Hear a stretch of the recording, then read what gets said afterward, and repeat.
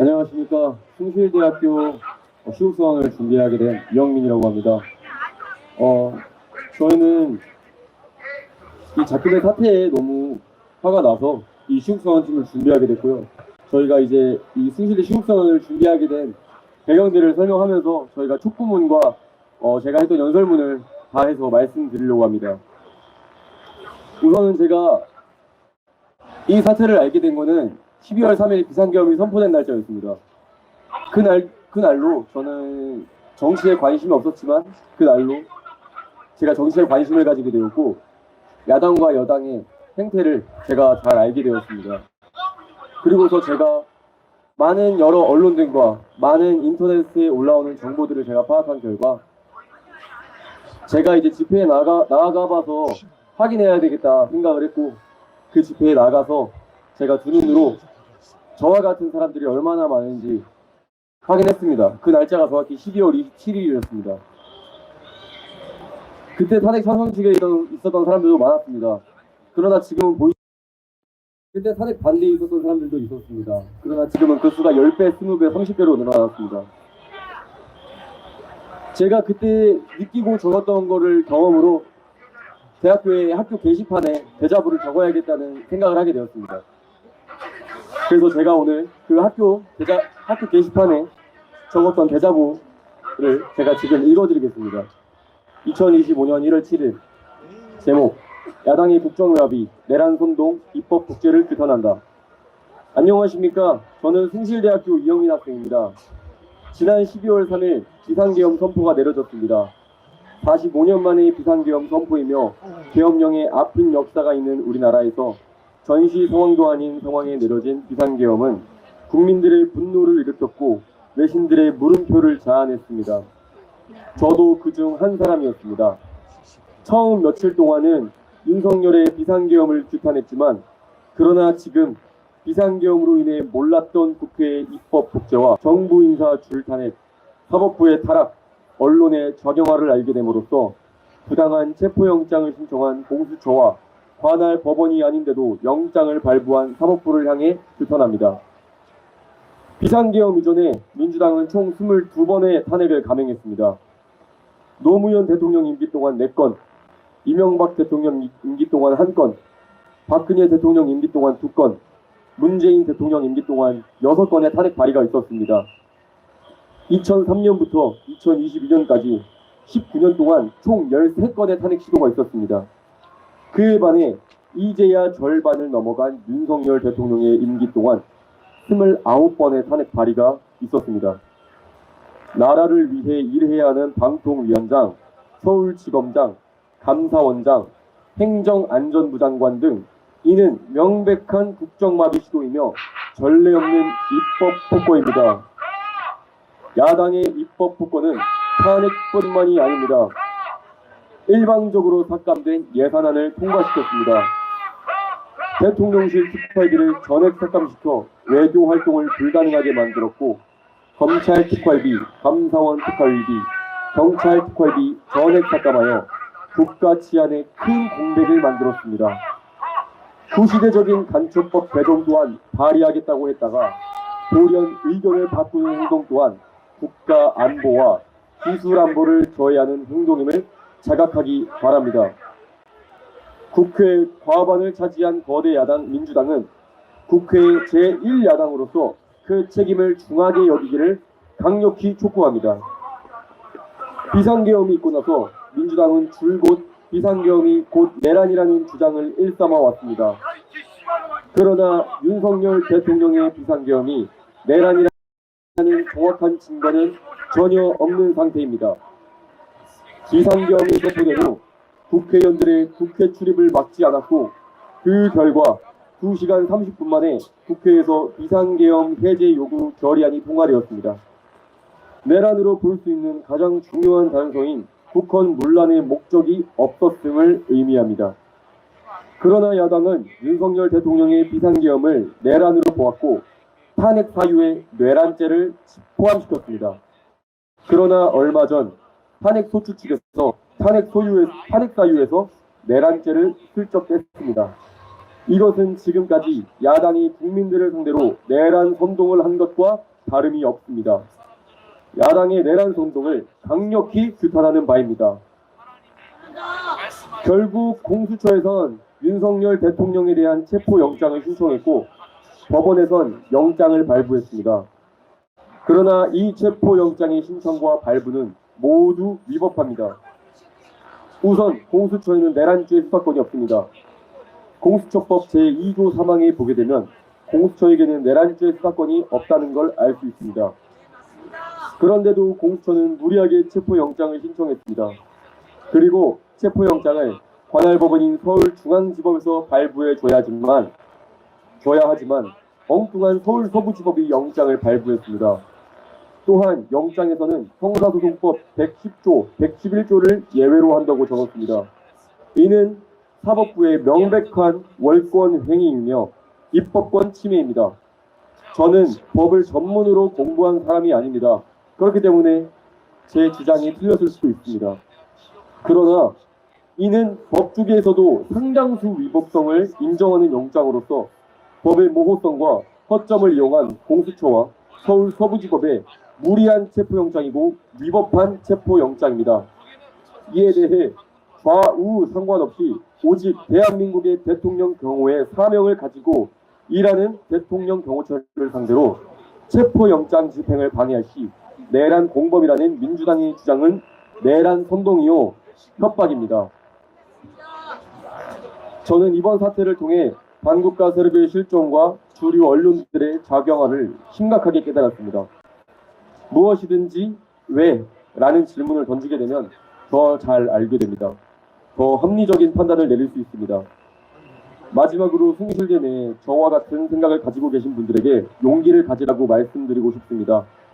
당신들은 모두가 맞았다고 할 때 틀렸다고 말할 줄 아는 용기 있는 사람들입니다. 우리나라는 자유민주주의이며 이 자유민주주의는 거저 주어지는 것이 아닙니다. 함께 목소리 내어 우리들의 소중한 의견을 세상에 알려 자유민주주의를 지켜냅시다. 2025년 1월 7일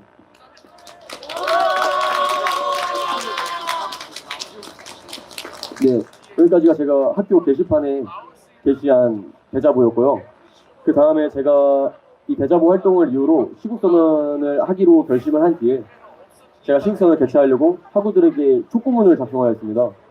제 대자보는 그 사이즈가 정해져 있는 바람에 제가 담고 있는 모든 이 생각을 담고 있기엔 작다고 느껴졌고, 그래서 총 A4 용지 6장 분량의 촉구문을 작성해서 학교 커뮤니티 게시판 에브리타임에 게시했습니다. 이 촉구문을 제가 이제 읽어드리겠습니다. 제목: 숭실대 재학생 및 졸업생 학우분께 드리는 시국선언 촉구문. 안녕하십니까. 숭실대학교 물리학과 19학번 이영민입니다. 1월 7일 학교에 대자보를 게시하면서 처음 제 뜻을 밝혔습니다. 그리고 지금 여러분께 확고한 저의 뜻을 다시 한번 알리면서 윤석열 대통령 탄핵을 반대하는 서명운동 및 시국선언을 함께할 학우분들을 모집하고자 합니다. 윤석열 대통령 탄핵 반대는 좌우진영 논리에 따라 좌지우지 될 만한 것이 아닙니다. 오직 국민 주권의 회복과 자유민주주의의 회복을 위한 지극히 상식적인 결단입니다. 저는 제 실명을 밝히고 여러분께 강력히 촉구합니다. 윤석열 대통령의 탄핵을 반대하는 분께 말씀드립니다. 더 이상 숨지 않아도 됩니다. 윤석열 대통령 탄핵은 사기 탄핵입니다. 행동하지 않는 양심은 악의 편이라고 누가 말했습니다. 함께 목소리 내기를 부탁드립니다. 윤석열 대통령의 탄핵에 관심 없는 분께 말씀드립니다. 현재 국민 주권이 위태로워 국가 체제가 전복될 수 있는 중대한 시점임을 알리면서 이 글을 끝까지 읽으시고 여러 자료를 찾아 스스로 판단해 주시기를 부탁드립니다. 윤석열 대통령의 탄핵에 찬성하는 분들은 대한민국을 위한 행동이 무엇인지, 더 나아가 당신 개인의 삶에 더 가치 있는 판단이 무엇인지 제고해 주시길 바랍니다. 윤석열 대통령 탄핵 반대 주장을 하기 위해선 합당한 근거가 있어야 합니다. 그 이유를 지금 설명하겠습니다.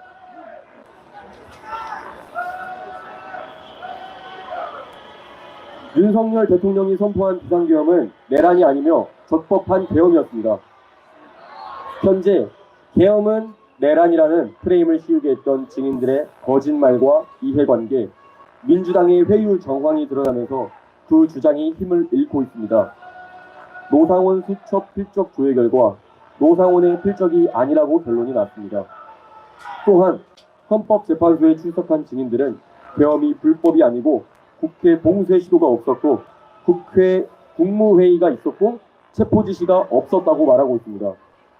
오히려 내란은 이미 22번이나 탄핵을 시도해 국정을 마비케 하고 국가 운영 예산 중 국방 예산, 청년 지원 예산, 검찰 예산, 경찰 예산, 대통령실 예산을 일방적으로 삭감한 더불어민주당이 저지른 행위입니다. 윤석열 대통령의 탄핵을 심판하는 헌법재판소는 공정성을 잃어버린 부패한 권력입니다. 사법부의 사조직 중 우리법연구회는 전체 판사 중 5% 인원이 가입한 좌파적 성향을 띤 사조직입니다. 그런데 현재 헌법재판관 8명 중 3명, 37.5%가 우리법연구회 출신입니다. 더 나아가 대기하고 있는 탄핵심판을 뒤로 미루고 마은혁 헌법재판관 임명심판을 먼저 해야 한다고 말하고 있습니다.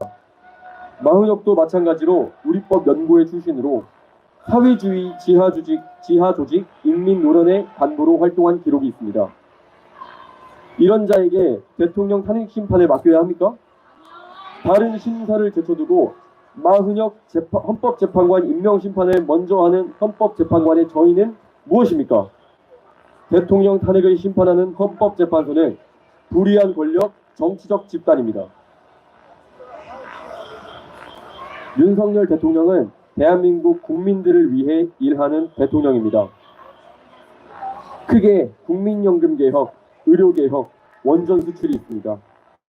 문재인 정권 5년 동안 국민연금은 기업 국유화를 위한 수단으로 전락해버렸습니다. 국민연금으로 사들인 주식이 의결권을 가지게 되고 사모펀드의 5년 내 현금화 의무에 따라 적대적 M&A가 늘어나고 있습니다. 보통 10건에서 20건 정도 일어나는 적대적 M&A가 법 개정 후 재작년 77건, 작년 76건, 4-5배 증가했습니다. 이는 러시아가 공적 자금을 이용해 자국 기업 상대로 적대적 M&A로 주요 기업을 국유화한 전략과 비슷합니다. 우리나라의 적대적 M&A의 대부분의 수혜는 해외 중국 펀드입니다. 이 밖에도 국민연금은 현재 은퇴를 기다리는 세대의 전폭적인 지원을 받으며 그 책임은 모두 앞으로 일할 우리 세대에게 떠넘겨졌습니다. 4050 세대와 2030 세대가 현재 대한민국에서 차지하는 인구 비율을 비교해 생각해보면 윤석열 대통령은 정책의 문제점을 해결하기 위해 기꺼이 미움받을 준비가 된 대통령입니다.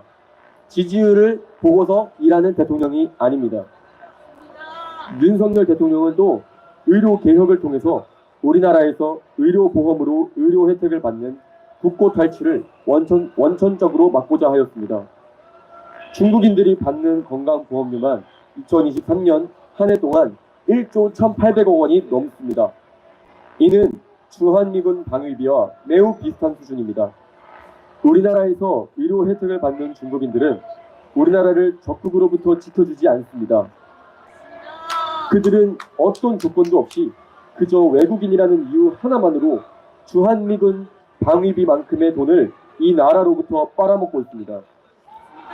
이것을 해결한다는 것은 정말로 극히 상식적이지만 이제야 해결하려 하고 있고 또 그것을 해결하려 하는 대통령은 윤석열 대통령입니다.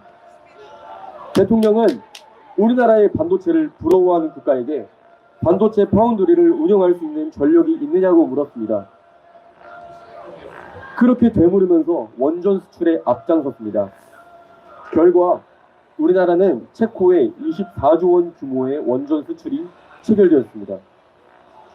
지지율을 방어하는 것보다 정책의 문제점을 해결하는 것이 더 중요하다는 윤석열 대통령이 낭비되는 국고의 빈틈을 틀어막고 상식적인 정책을 펼쳐나가는 대통령이 우리나라의 강점을 살려 수출에 앞장서는 대통령이, 이런 대통령이 선포한 계엄령의 의미와 내란이냐 아니냐에 대해서는 다시 한번 생각해 보아야 할 때입니다. 윤석열 대통령의 탄핵을 적극 찬성하는 민주당의 실상을 고발합니다. 민주당은 그 이름 뜻대로 국민이 주인 되는 당입니다. 그런데 민주당의 행보를 보면 국민을 주인 앞세워서 그 국민을 선동하여 자기들 입맛대로 나라를 조정하려 한다는 것을 너무 쉽게 알 수 있습니다. 후쿠시마 오염수 방출 당시 전 세계가 걱정했습니다. 그래서 과학적인 검사를 진행했습니다. 그 검사 결과 수치는 정상이었습니다. 방출해도 환경 영향이 없다는 것입니다. 그러나 민주당은 윤석열을 친일 프레임을 씌워서 대한민국 수산업을 망치려 한다며 거세게 비판했습니다. 맞습니다. 결국 정부는 추가적인 검사를 하기로 했고 후쿠시마 오염수 방류 첫날부터 지금까지 단 하루도 빼먹지 않고 검사를 실시하고 있습니다. 그 결과 정상을 벗어난 검사 결과는 0건. 이 검사 때문에 1조 5천억 원이란 국민 세금이 쓰였습니다. 지금 이 1조 5천억 원의 책임을 요구하는 언론, 책임지려 하는 민주당 의원들이 있습니까? 그들은 이 사태에 책임을 져야 할 것입니다. 사드 배치 당시 민주당은 사드 전자파에 몸이 팝콘처럼 튀겨진다고 선동했습니다. 한미 FTA 협약 체결 당시 미국산 소고기가 국내로 유입되면 서양인에겐 없는 mn 유전자가 동양인에겐 있어 광우병 발발 확률이 더 높다는 정보가 주요 언론을 통해 국민들에게 전달되었습니다. 그러나 이는 사실이 아닙니다. 사드에서 나오는 전자파 수치는 인체 보호 기준의 500분의 1 정도로 밝혀졌습니다. 뇌가 팝콘처럼 튀겨진다는 말은 어디서 나온 말입니까? 지금 광우병에 걸린 사람이 단 한 명이라도 있습니까? 오직 괴담으로만 선동하고 국민들의 분노를 이용하려 하는 당은 민주당입니다. 그리고 그 민주당이 다시 한번 대통령을 사기 탄핵하려고 하고 있습니다. 전과 사범이 당 대표이고 전과자만 100명에 달하는 인원이 국회의원인 민주당을 국가안보관이 심히 잘못되어 있고 북한과의 정상회담에서 USB를 건넨 문재인 대통령을 출마시킨 민주당을 숭실대 학우분들께 강력히 고발하면서 이 자리에 국민 여러분들께도 강력히 고발합니다.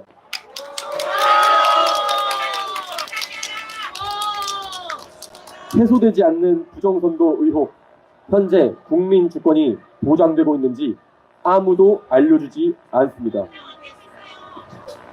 2020년 인천시 연수구을 선거구에서 벌어진 선거 무효 소송이 의혹의 출발점이었습니다. 당시 민경욱 의원이 대법원에 선거 무효 소송을 제기했고 대법원은 이를 180일 이내에 판결을 내야 했습니다. 그러나 이 재판은 2년 2개월이 걸렸고 소송 제기 후 1년 2개월이 지나고 나서야 재검표가 이루어졌습니다. 이때 투표관리관은 투표 당시 인주 없이 찍는 스탬프 도장을 사용하였는데도 불구하고 뭉개져 도장이 찍혀진 이른바 일장기 투표지가 1000장가량 나왔습니다. 또 일명 형상기억종이라며 등장한 빳빳한 투표지에 대한 선관위의 답변은 특수 재질을 사용해 투표용지를 만들었다고 해명했습니다. 만약 이러한 특수용지가 있었다면 같은 재검표 현장에서 나왔던 접힌 흔적이 다분한 종이는 반대로 선관위에서 인쇄하지 않은 가짜 투표지일 것입니다. 이 밖에도 정말 많은 증거가 넘쳐나고 있습니다. 심지어는 선관위 보안 서버가 매우 허술하여 국정원 보안감사 결과 해킹하려는 세력에 의해 충분히 해킹당할 수 있는 상태의 보안 수준이라고 하였습니다. 우리나라의 주권은 이렇게 허술하게 관리돼서는 안 됩니다. 지금 당장 선거 시스템을 바꿔서 사전 투표 폐지, 당일 투표, 당일 수개표를 적극 도입해서 부정선거 원천 봉쇄해야 합니다. 그런데도 민주당은 부정선거 의혹을 제기하기만 해도 처벌하자고 하는 부정선거 언급금지법 같은 이러한 악법을 발의하고 있습니다. 정말 초등학생에게 법인이 누구냐고 물어봐도 알 것 같은 상황입니다. 이러한 상황 가운데 비상계엄 당시 군이 국회보다 먼저 더 많이 도착한 곳은 선관위였습니다. 윤석열 대통령의 비상계엄은 국회 봉쇄를 통한 친일 쿠데타, 군부 독재 시도가 전혀 아니라 중국 공산당과 결탁하여 부정선거로 국가 권력을 집어삼키고 부패하기로 결심한 반국가 세력을 상대로 한 전쟁 선포이며 국민들에게 호소한 계몽령입니다.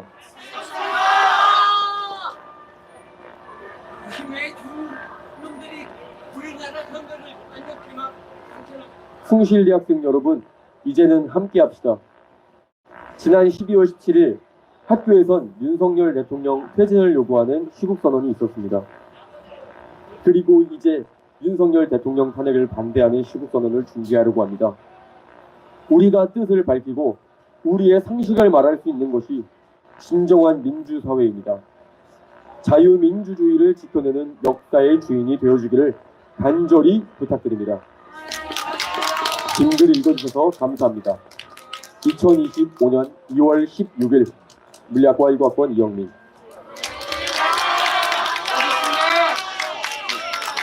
감사합니다. 아까부터 자꾸 제 이름만 밝혀서 저를 드러내려고 하는 것 같아 마음이 편치 않은데, 사실 지금 여기 제 양옆에 계신 학우들도 같이 시국선언을 준비하고 연설해준 학우입니다. 이 학우분들께도 강력한 힘찬 응원 부탁드립니다. 감사합니다.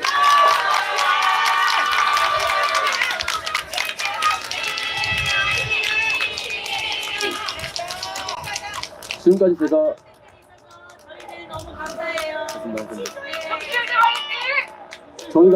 제가 방금 타임라인을 쭉 말씀드렸죠. 12월 3일에 비상계엄이 선포되고 나서 우리들의 관심이 쏠렸고, 그리고 그 이후에 이 민주당의 폐악질을 저희가 목도하게 됐고, 그리고 12월 말 대한민국에 있는 청년들이 민주당의 폐악질과 윤석열의 계엄령의 의도, 이유를 알아보게 되었습니다. 그리고 1월 7일 저는 학교에 대자보를 게시하게 되었고, 2월 16일 학교에 촉구문을, 시국선언을 함께 하자는 학우들의 촉구를 강력히 촉구하는 촉구문을 게시했습니다. 그리고 2월 24일 저희는 학교 정문 앞에서 이 시국선언을 준비했습니다. 이 시국선언을 준비하는 데 있어서 많은 어려움이 있었습니다. 원래는 학교 내부에서 시국선언을 준비하려고 했었어요.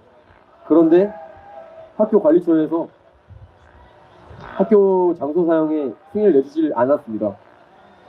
그 이유는 종교적 그리고 정치적 집회는 학교 내부에서 그 집회를 통제한다는 내용이었습니다. 이유였습니다.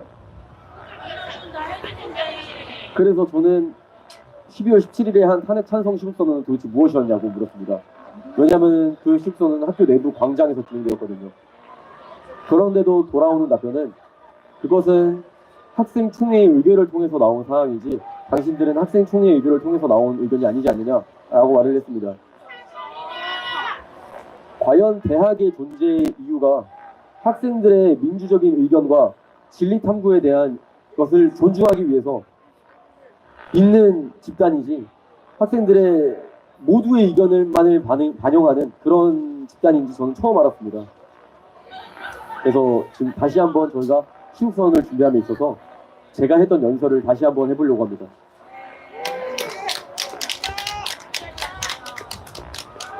제가 그때 당시에 연설을 했던 그 느낌 그대로 한번 다시 해보겠습니다.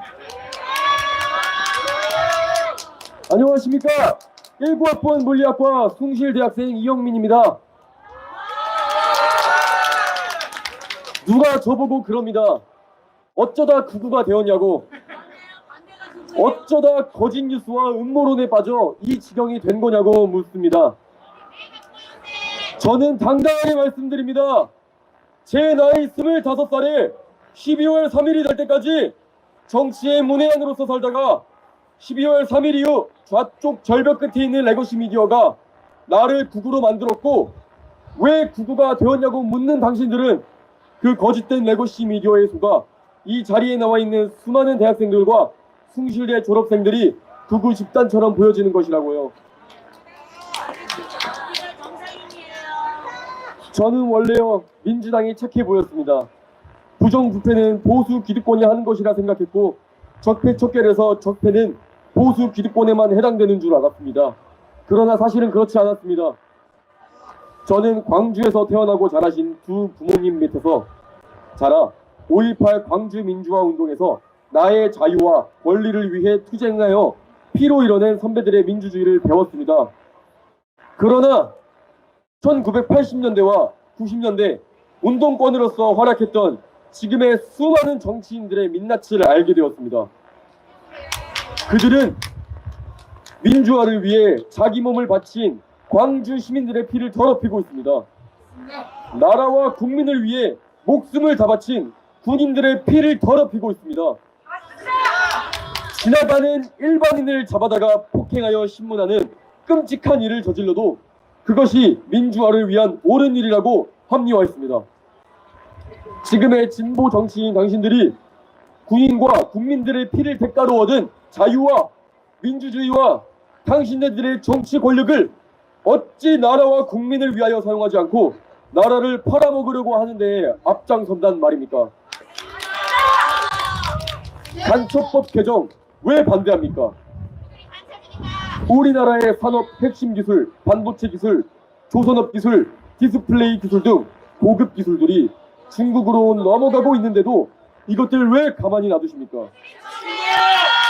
우리나라의 온 중국인 유학생이 우리나라의 대통령이 타고 있는 항공모함을 드론으로 촬영했는데도 왜 가만히 놔두십니까? 당신들은 대한민국 사람입니까? 중국 사람입니까? 중국의 우수 공산당원이 우리나라의 유학생으로 들어와 대통령이 타고 있던 미 항공모함을 찍어도 간첩으로 처벌하지 못하는 이 나라의 실정을 당신네들도 알고 있지 않습니까? 왜 모른 척하냔 말입니다. 그리고 또 마약 수사 예산 왜 깎습니까? 2018년 청소년 마약 사범 56명이었습니다. 56명이었지만 2023년 청소년 마약 사범 무려 756명으로 14배나 늘었습니다. 도대체 뭐합니까? 이 통계만 봐도 아주 심각한 문제라는 것을 깨달아야 하는데 민주당은 경찰 특활비, 검찰 특활비를 전액 삭감시켰습니다. 도대체 왜 삭감시킵니까? 어디에 썼는지 소상히 밝히면 특활비 허락해준다고. 기각단연도 왜 비밀로 하셨습니까? 줄곧 중앙지법에 영장 신청하다가 왜 서부지법에 영장을 전환지법에 영장을 신청한 겁니까? 전환길 선생님이 말씀하셨습니다. 앞으로 우리 국민들은 재판받을 일이 있다면 자신의 담당 재판 검색해서 우리법 연구회 소속이거나 국제인권법 연구회 소속이면 당장 기피 신청하라고요. 그만큼이나 편파적이고 윤리의식과 직업정신보다 진영 논리와 자신의 이익이 앞에 있기 때문에 그런 것입니다. 우리법 연구회 출신 이미선 재판관요, 자기가 재판할 회사의 주식을 사들이고 그 회사의 손을 들어준 사람입니다. 이게 말이 됩니까? 자기 이익이 걸려있는 재판이라면 당장 그 재판 기피 신청하고 다른 판사에게 넘겼어야죠. 말이 안 됩니다. 아까 제가 민주당이 간첩법 개정 안 한다고 했죠. 또 마약 수사 예산 삭감한다고 했죠. 이뿐만이 아닙니다. 불탄핵은 여러분들 이미 많이 아실 거라 생각됩니다. 카톡 검열도 많이 아시고 계실 거라 생각됩니다. 국정 운영을 마비케 하고 국민들의 카톡을 검열해서 표현의 자유 침해하는 것, 이것만으로도 화가 치밀어야 하는데 이것만으로도 너무 충격적인데 더 있습니다. 제가 왜 민주당을 고발하고 있는지 아십니까? 제가 윤석열 대통령 탄핵을 반대하는 데 있어서 왜 이렇게까지 민주당을 고발하고 있는지 아십니까? 바로 민주당이 대한민국을 공산화시켜 입을 틀어막고 하나의 역사관과 하나의 가치관으로 가는 전체주의로 가려하고 있기 때문입니다.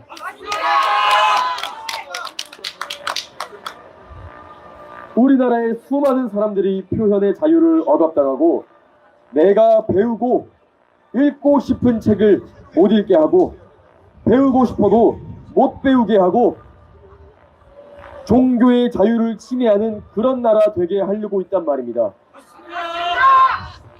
지금 이 상황 속에서 나는 아직 배우는 대학생이니까 나는 아직 잘 모르니까 목소리를 내지 않고 있는 건 용납할 수가 없습니다.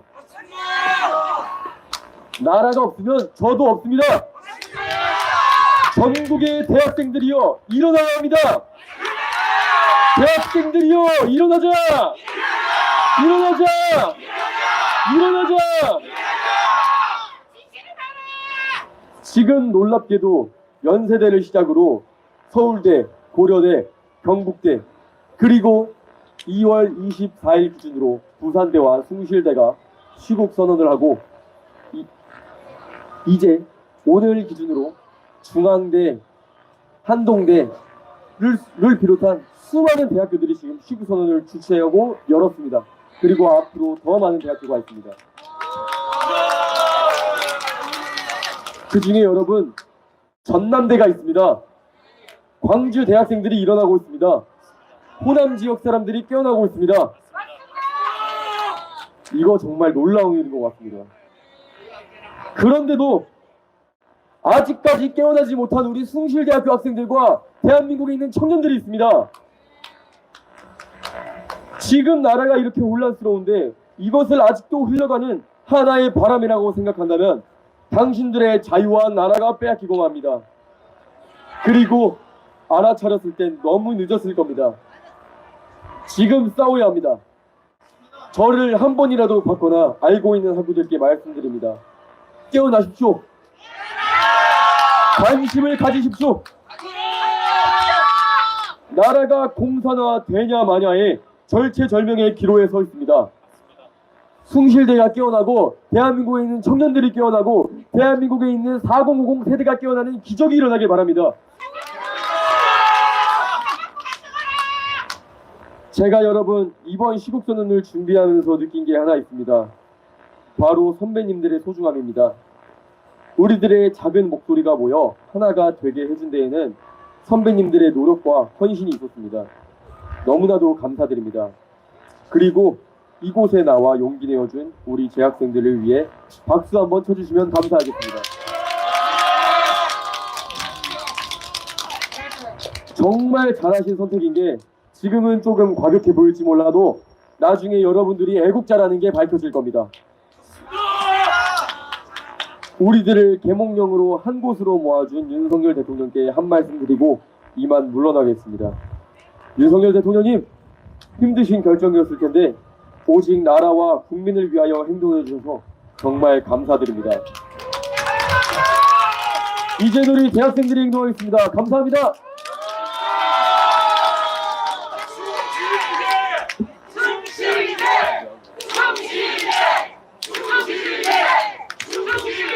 감사합니다.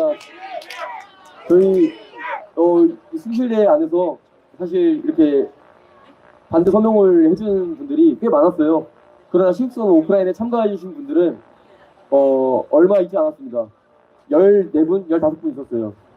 그런데 저는요, 그것이 사람들이 적다고 말하지만 저는 그게 절대 적다고 생각하지 않고요. 그 15명의 사람들이 모여서 지금 현재 이 숭실대와 가까운 중앙대에서는 그 대진영에 또 방해가 있었어요.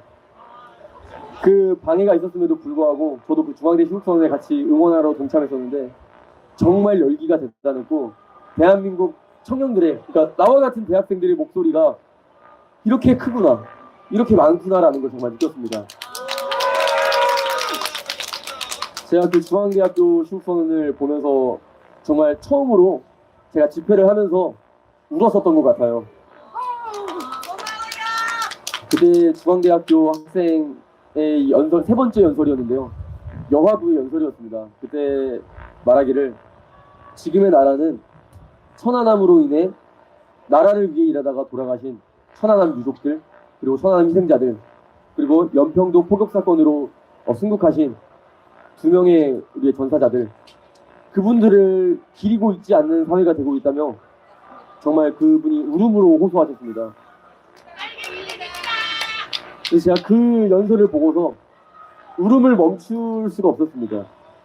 저도 군대를 갔다 왔고 저도 연평도 포격 사건이 일어난 그 해병대에 전역했습니다. 여러분들 그것을 보고서 처음으로 눈물을 흘리면서 다시 한번 우리나라를 위해 일하신 군인들과 우리나라를 위해 피 흘리신 시민들을 위한 다시 그런 나라가 되기를 위하면서 다시 한번 기도하면서 이 시우선을 이제 마치려고 하는데요. 네.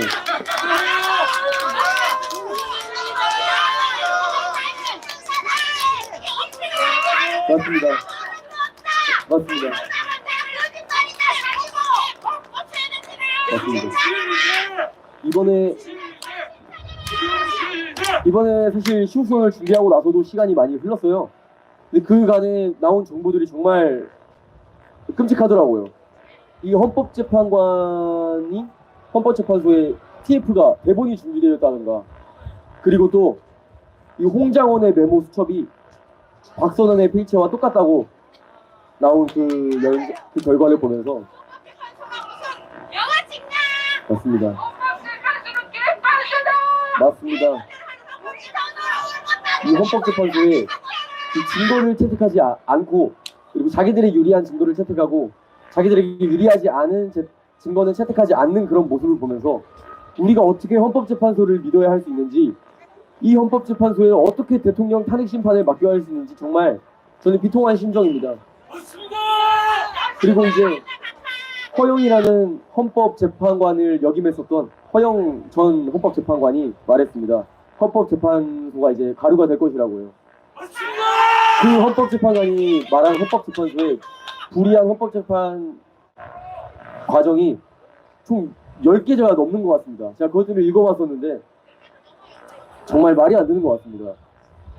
윤석열 대통령 변호인 측에는 의논도 하지 않으면서 별로 기일을 잡아버리고, 그 밖에도 너무나도 많은 폐악질, 국회 측, 탄핵 소추 측에만 너무 유리하게 탄핵 심판을 진행하고 있는 것을 보면서 지금 우리나라가 어디서부터 지금 잠식당한 거고 어디까지 잠식당한 건지 도저히 감이 안 오는 상황입니다. 정말 이 모든 것들이 우리나라를 위협하는 북한과 중국 공산당의 저는 이 결과라고 봅니다.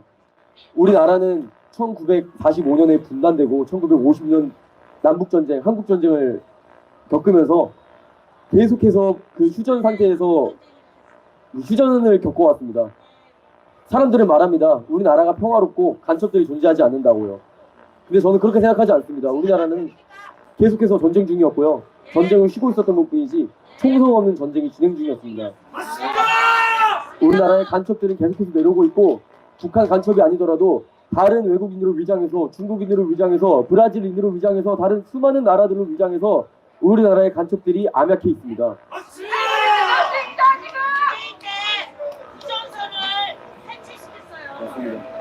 그러한 간첩들이 없다고 주장하는 사람들은 그 사람들이 간첩이고, 그 사람들이 민주당이고, 그 사람들이 반국가 세력인 것입니다. 지금 이 헌법재판소에도 중국인들이 많이 있는 의혹들이 있습니다. 국내에서 변호인을 검색할 수 있는 포털 사이트가 있는데 그곳에 헌법재판소에 있는 사람들을 검색해 보았습니다. 근데 그 속에서 2명의 사람들이 발견됐습니다. 어떤 사람들이었냐면요, 이름이 도저히 한국인으로 볼 수 없는 사람들이 있었습니다. 근데 그 사람들이 인터넷에 발견되고 공론화되자마자 더 이상 그 포털 사이트에서는 그 사람들을 검색할 수 없었습니다. 그 사람들이 직장을 잃어버린 거라고 저는 생각하지 않습니다. 이 헌법재판소는 우리나라의 헌법을 주장하고 우리나라의 헌법을 수호하는 단체이고 우리나라의 헌법을 기반으로 우리나라에 있는 모든 문제들을 심판하는 그러한 국가기관이기 때문에 우리나라가 아닌 사람이 헌법재판소에 있다는 것은 저는 국민으로서 그리고 대학생으로서 받아들이기 힘든 사실입니다. 헌법재판소가 이 문제점을 정말 심각하게 받아들이고 개정하길 원합니다.